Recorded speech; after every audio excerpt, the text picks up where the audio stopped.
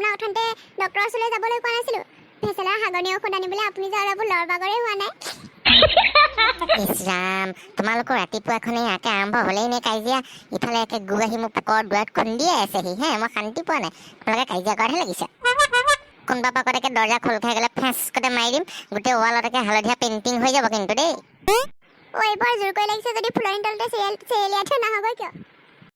আইও মই যাওঁ দেই, ফুলনিৰ মাজতে গৰম খিচিৰি কণ উলিয়াই দিওঁগৈ। শুনিছা ইয়াৰ মুখৰ ভাষা শুনিছা?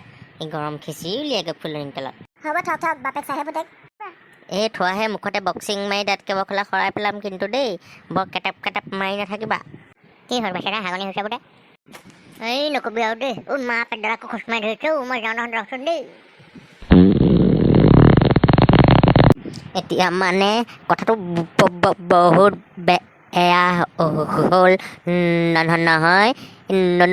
নদীৰ পাৰত আমি যে খোজ কাঢ়িব আহোঁ তাতে হাগি থৈ গৈছে।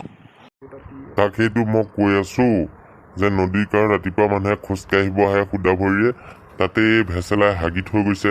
গোটেই পানী পানী হাগনি হে, এইবিলাক গছকিলে বেয়া নহয়। মই আজি FIR লিখি দিম থানাত গৈ পেলাই। ব'লা ব'লা, আমি সকলো ভেচেলাৰ ঘৰত গৈ পেলাই তাক আমি কথাটো বুজাওঁ। মালটো আহি পিছফালে দৰ্জাত খুন্দা মাৰি দিছে। কোনো এইটো ফুলনিত হাগি থকা ধৰ ধৰ। ৰাম, এনে বুঢ়ী নাচনি তাতে আকৌ পানী হাগনি। তোমালোক আহিলা ভালেই কৰিলা আৰু দেই, কৃষ্টহে বুলিলোঁ। আমাৰ ভেচেলাইনো নদীৰ পাৰত এনেকৈ পানী হাগনি এৰি থৈ আহিব লাগেনে? তাকেই সেও খুৰা দিওঁ, মানুহে খোজ কঢ়া অহা যোৱা কৰা বাটটোতে এতিয়া চেৰিলাই থৈ আহিছে। কি হ'লেও ভেচেলাৰ গোটেইখন এখন ফেনাইল গোন্ধ। ইছ ৰাম, থাকিব নোৱাৰা অৱস্থা কৰি থৈছ দেই। ছাৰ, কালি আমি যোগেনৰ ঘৰত বিহু খাব যাওঁতে ভেচেলাই 17টামান তিল পিঠা, 12টামান তেলত দিয়া পিঠা, নাৰিকল লাডু 5টা, তিলৰ লাডু 19টা আৰু লগতে কিবা কিবি ভুজিয়া খাই দিলে নহয়।